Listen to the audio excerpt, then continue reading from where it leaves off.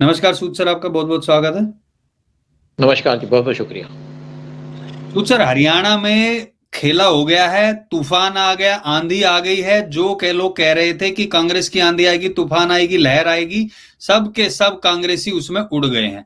और ये मैं इसलिए कह रहा हूं क्योंकि जहां पे कोई भी टीवी चैनल भाजपा को 25 से ज्यादा सीटें देने को तैयार था ही नहीं। सुप्रिया श्रीनेत ने तो बोल दिया था, अगर 20 से ज्यादा बीजेपी की सीटें आ गई तो मेरा नाम बदल लेना। चलो उसका नाम बाद में सोचेंगे, गाली वाली आंटी तो उसका नाम पहले ही है। लेकिन जो ये हुआ है, और विनेश फोगाट का सबसे पहले मैं जानना चाहूंगा, ये कारण जानने से पहले इसे क्या पीछे क्या कारण है। विनेश फोगाट का जो 6,000 वोटों से जीती है, उसको पॉजिटिव वे में देखा जाए, नेगेटिव वे में? देखिए, विनेश फोगाट जो है 6000 वोटों से जीतना, क्योंकि इसके साथ बड़ी सिंपैथी थी कि इसने बड़ी लड़ाई लड़ी है और लड़की है और इसके साथ बड़ी अत्याचारी की गई है। और एक्चुअली क्या है, ये झूठ बोलती रही, एक बार नहीं कई बार झूठ बोली।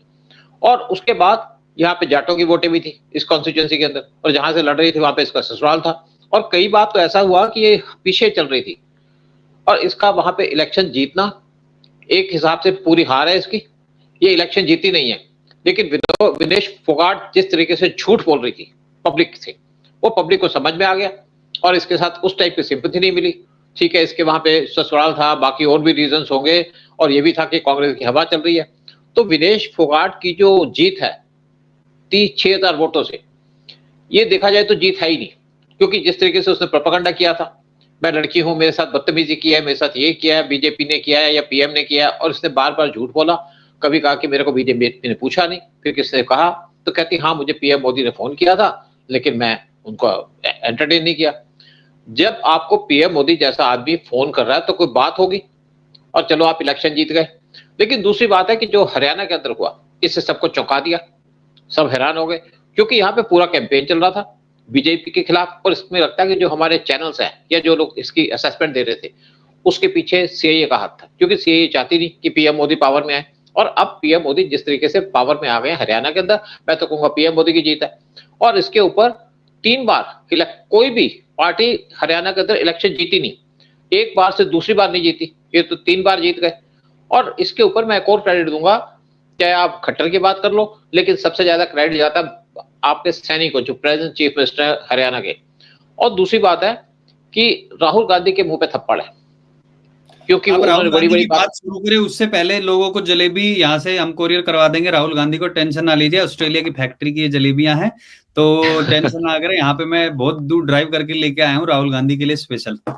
बिल्कुल देनी चाहिए इसको, इससे कुछ मिला भी देना, ताकि इसको झूठ बोलना, मतलब ये झूठ ना बोल पाए। देखो, राहुल गांधी यहाँ पे एक तरीके से अपनी प्रेस्टीज की बात थी उनके लिए, और उन्होंने कहा मैं कैंपेन किया, और इन्होंने शायद 12 या 13 सीटों पे कैंपेन किया, वहां से 4 सीटों पे कांग्रेस लीड कर रही है, बाकी पे हार रही है। तो ये सबसे बड़ी हार है राहुल गांधी की। और दूसरी बात है कि आदमी झूठ बोलता है, झूठ यहाँ नहीं बोलता, अमेरिका जाके झूठ बोलता है कि हम यहाँ पे रिजर्वेशन खत्म कर देंगे। इंडिया में दंगा कराना चाहता था, इंडिया में अनइजीनेस फैलाना चाहता था। फिर जब इससे पूछा गया तो कहा, कह रहे मैंने तो ये कहा नहीं, मुझे विस्फोट किया गया। लेकिन दूसरी बात है कि राहुल गांधी हिंदुओं की इंसल्ट करता है, एक बार नहीं। कभी कहता है कि राम मंदिर में नाच गाना होता है। भाई, नाच गाना होता है क्योंकि हम एंजॉय करते हैं।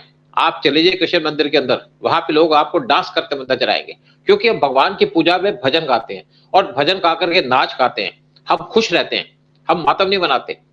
तो राहुल गांधी को क्या प्रॉब्लम है, क्योंकि राहुल गांधी हिंदू तो है नहीं। फिर कहता है मैं शिव मंदिर में, मैं शिव में बिलीव करता हूँ, और शिव पे नारियल फेंकता है, चढ़ाता नहीं है। तो ऐसे आदमी को कैसे हिंदू वोट देगा। लेकिन एक और बात कुछ कहूंगा, यहाँ पे स्पेशल कुछ बातें करने की है कि यहाँ पे एक तो योगी ने कहा था कि हिंदू बटेगा तो कटेगा, पीएम मोदी ने भी कहा कि हमें बटना नहीं होगा। फिर उसके बाद आरएसएस के चीफ, उन्होंने कह दिया कि हिंदुओं को बटना नहीं होगा।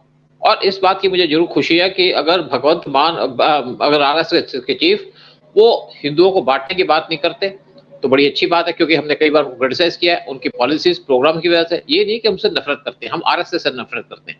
आरएसएस से कोई नफरत नहीं करता, कोई हिंदू से नफरत नहीं करता, सिर्फ जो एंटी इंडिया लोग हैं वो नफरत करते हैं, तो करते रहे। आरएसएस अपने खड़ी हुई है, लेकिन इनकी लीडरशिप को एक ख्याल रखना चाहिए कि मोदी पावर में है या बीजेपी पावर में है तो ही आरएसएस की पहचान है। एक बार पावर से बाहर निकल गई तो कोई पूछेगा नहीं। ये जो 11 स्टोरी की इनकी बिल्डिंग बनी है दिल्ली के अंदर, इसको भी गिरा देगी अगर कांग्रेस पावर में आई। तो इनको हिंदुओं का ख्याल रखना चाहिए, मुसलमान की पीसमेंट छोड़ दें, अपनी जो आकांक्षा है उनको छोड़ दें। और इस टाइम पे स्पेशली हरियाणा के अंदर क्या दिखा कि हिंदुओं की यूनिटी, हिंदुओं को समझ आ गया कि हमको इकट्ठा रहना पड़ेगा। और अगर आप कश्मीर की बात करो तो वहां पे नजर आ गया कि वहां पे मुस्लिम की यूनिटी है। अगर मुस्लिम की यूनिटी है तो हमें फिर भी तो यूनिटी बना के रखनी चाहिए। और बीजेपी का हरियाणा के अंदर इलेक्शन जीतना बहुत बड़ा एक सबक है। एक इससे क्या है कि एक तो दिल्ली के इलेक्शन में फर्क पड़ेगा जो होने वाले हैं, फिर महाराष्ट्र और आपके वहां पे फर्क पड़ेगा, झारखंड में फर्क पड़ेगा, और यूपी के अंदर जो असेंबली के इलेक्शन होंगे यानी कि 10 असेंबली इलेक्शन है उसमें फर्क पड़ेगा।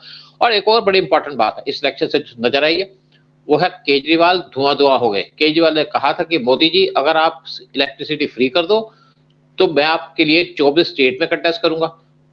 केजरीवाल, तुम्हें तो 2% सीट नहीं वोटें नहीं मिली, तुम्हारा तो कोई कैंडिडेट जीता नहीं, और ज्यादातर कैंडिडेट के तो यहाँ पे डिपॉजिट ही खत्म हो गया, उनका एब्जॉर्ब हो गया, तो तुम क्या कैंपेन करोगे। तो एक बात यहाँ से और क्लियर आती है हरियाणा के इलेक्शन से कि केजरीवाल का जो प्रोपेगेंडा था कि मेरे पे अत्याचार हुआ, मैं जेल में बंद रहा, वो वाइप आउट हो गया। यानी कि केजरीवाल के साथ कोई सिंपैथी नहीं है। सर अभी एक चीज सामने आ रही है, जो केजरीवाल का अब बदला बदला क्यों नजर आ रहा है, आई होप कि उनकी टीम भी इस तरीके से सोच रही होगी। पहले केजरीवाल ये झूठे वादे करता था, मैं तो ये करूंगा ये करूंगा ये करूंगा। अब केजरीवाल जब से जेल गया है मैं लगा रखा है कि मैं अगर मुझे वोट दोगे तो ये जेल में नहीं डाल सकते, मुझे वोट दोगे तो ये हो जाएगा। तो वो जो अहंकार जब आ जाता है ना तो वो लेके डूब जाता है। अरे रावण इतना बड़ा ज्ञानी था, जब उसमें अहंकार आया था वो कोई चीज नहीं। तो केजरीवाल तो है ही क्या, हाँ ये मानते हैं कि कलयुग का रावण कह सकते हैं उसको, लेकिन फिर भी कम से कम लोगों को ये पता चल गया ये सिर्फ मैं करता है, अपना अहंकार करता है, इसलिए उसको भी नकार दिया। और एक और इंपॉर्टेंट बात यहाँ पे, जो कुमारी शैलजा है उन्होंने भी कहा कि वो चुनाव लड़ना चाहती थी यहाँ पर, लेकिन उनको चुनाव लड़ने नहीं दिया गया। वो कैसे, हुड्डा ने 65 से 70 अपने पसंद के वहां पे कैंडिडेट खड़े किए थे और कह रहा था 70 आएंगे। और मुझे पूरा विश्वास है एक जाट होने के नाते उसने यही कहा होगा कांग्रेस को, आप टेंशन मत लो 60 से ऊपर आएंगी, बस मुझे जो जिन जिन को चुनना वो चुनने दो। और कुमारी शैलजा चुप भी थी। और कुमारी शैलजा पर जब हुड्डा के समर्थकों ने गाली दी थी उसी टाइम पे उनका जो समाज था उन्होंने पंचायतें की थी अपनी और कहा था हम कांग्रेस को वोट नहीं देंगे। वहीं पे आधी हार हो गई थी उनकी और वहीं से पता चल गया था। और मैं यहाँ पे बताना भी चाहूंगा दर्शकों को, कल रात को वीडियो बना के मैंने बोल दिया था जब चीजें दिख गई थी कि बीजेपी आ रही है और विनेश फोगाट भी बहुत मुश्किल से जीतेंगे। आपने बिल्कुल सही कहा, विनेश फोगाट का जो भी इसको वोटें मिली हैं वो सिर्फ और सिर्फ उसको जो उसने मेलोड्रामा किया है उसकी वजह से मिली है। चुनाव के वोटिंग के पहले दिन जब इसने कहा कि हाँ, पहले किसी बीजेपी ने वाले ने मुझे फोन नहीं किया, फिर पूछा कि हाँ आया था, मैंने फोन नहीं उठाया, तो उन्हें पता चल गया कि ये तो हमारे साथ खेल खेल रही है। जाट होते दिल के साफ होते हैं, अगर गलत हुआ है तो वो सारे उसको वोट देते, 6,000 नहीं वो 60,000 वोट से जीतती सूद सर। मैं बता रहा हूँ जाट को जब ये पता चल जाए अपने में रह के कोई इस तरीके से गद्दारी कर रहा है, बहका रहा है, तो फिर वो करते हैं। रूडो को तो वैसे भी नहीं पसंद करते। प्लीज भाई एक बेसिकली आप तो इसको ज्यादा पहचानते हो ना कि आप जाट भी और फिर फोगाट भी है, तो दोनों चीज जानते हो। और दूसरी बात है, सबसे बड़ा क्या है, क्या सबसे बड़ा रुपया है? सबसे बड़ा है देशभक्ति। अगर आप देश के खिलाफ कोई स्ट्रेटेजी करोगे, क्योंकि हरियाणा के इलेक्शन से कई बातें साफ हुई हैं कि यहाँ पे किसान आंदोलन करना चाह रहे थे, अब किसान आंदोलन को जरा मुश्किल होगी। अगर यहाँ पे कांग्रेस गवर्नमेंट आती तो दिल्ली का घेराव कर लेते ये, और यहाँ पे इस टाइम पे जो बीजेपी की गवर्नमेंट आ गई उससे ये तो बात क्लियर हो गई कि अब दिल्ली का घेराव करना आसान नहीं होगा। और दूसरी बात है कि यहाँ पे गवर्नमेंट ने किसानों को बहुत एमएसपी सारी चीजों पे दे रखी है हरियाणा के अंदर, और किसान बेसिकली कोई नाराज नहीं है, उनको उकसाया जाता है या नकली लोग यहाँ पे बिठा लिए जाते हैं पैसा देकर के। वही काम कर रही थी बीजेपी।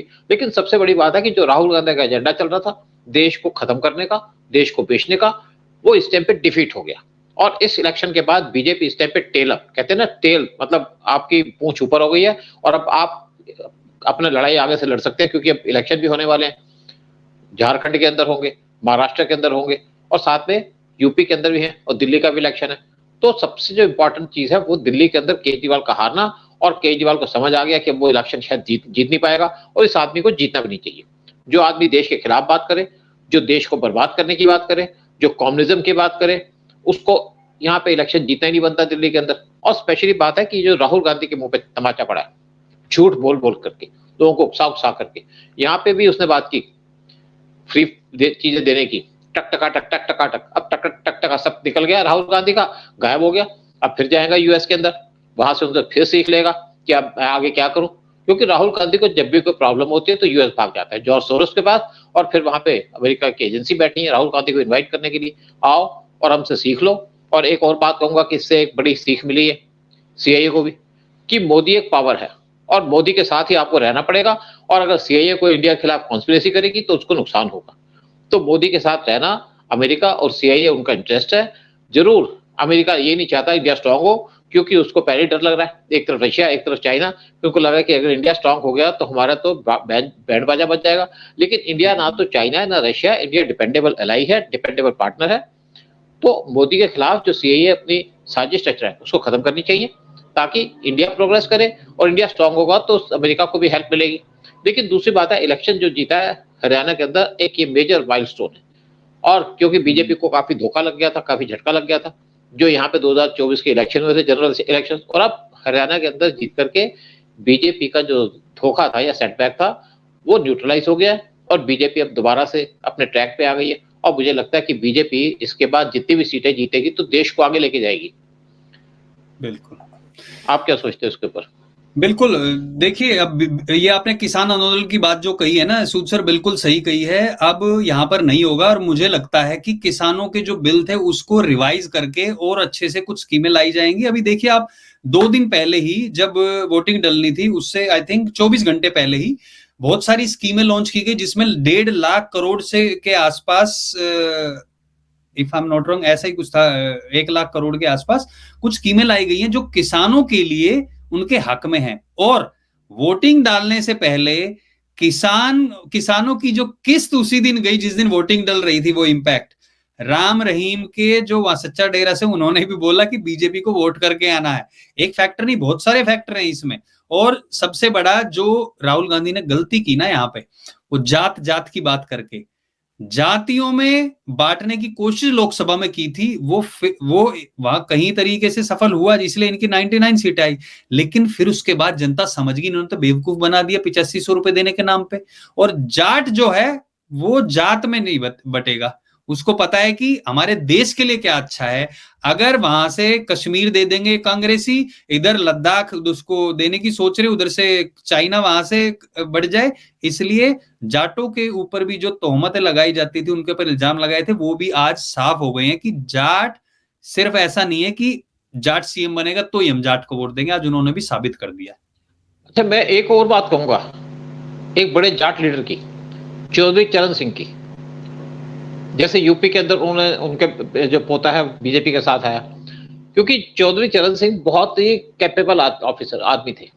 मैं उनसे मिला था कई बार, डिप्टी पीएम भी रहे, कुछ देर के लिए प्राइम मिनिस्टर भी रहे। तो चौधरी चरण सिंह दिल के बहुत साफ थे, लेकिन बात जैसे जाट करता है खड़ी बात करते थे, और कभी देश के खिलाफ उन्होंने कोई साजिश नहीं की।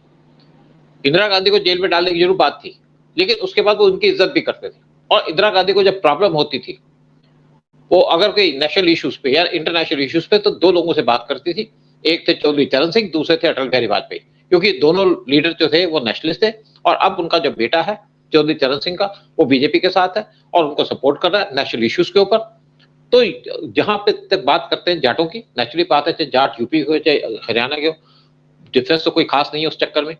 लेकिन ये है कि जहां तक हम बात कर रहे हैं कि यूपी हरियाणा के इलेक्शंस की, ये जीत एक बहुत बड़ी जीत है, और एक ये बूस्टर है, यानी कि इस बीजेपी को इससे बूस्ट मिला है, देश मजबूत हुआ है, और देश की जनता को यहाँ से और ज्यादा इनाम मिलेगा, भारत स्ट्रांग होगा, और हम जो भी लड़ाई हमारे सामने आने वाली है फ्यूचर के अंदर, उससे लड़ने को देश और ज्यादा तैयार होगा। पूरे वर्ल्ड के अंदर खतरा बना हुआ है, एक तरफ आप वार चल रहा है इसराइल और हमास का, इसराइल लेबनान का, और ईरान का से भी लड़ाई होने वाली है, गल्फ पूरा जलने वाला है, और दूसरी तरफ यूक्रेन रशिया का वार चल रहा है, और इंडिया भी इस पर तैयारी कर रहा है कि हम मजबूत होंगे तभी ऐसी सिचुएशन को फेस कर पाएंगे। और हरियाणा का जो जीत है एक बहुत बड़ा एक क्रेडिट है, या बहुत बड़ा एक बूस्ट है इंडिया को और इंडिया के लोगों को। स्पेशली मैं कहूंगा कि हरियाणा के लोगों ने जिस तरीके से वोटिंग की है नेशनलिज्म के ऊपर, और उनको इस चीज के ऊपर जरूर मुबारकबाद देनी बनती है। बिल्कुल, और यहां से ट्रेंड सेट होगा, जैसे कि अभी और भी चुनाव होने वाले हैं आगे भी, ये मोदी 3.0 का पहला चुनाव था और as a leader of opposition Rahul Gandhi का पहला चुनाव था। तो यहां से दिशा तय होगी और वो दिशा तय हो चुकी है और आने वाले चुनावों में भी इसका साफ साफ फर्क देखने को मिलेगा। बट बहुत बहुत धन्यवाद सूद सर सारी जानकारी साझा करने के लिए।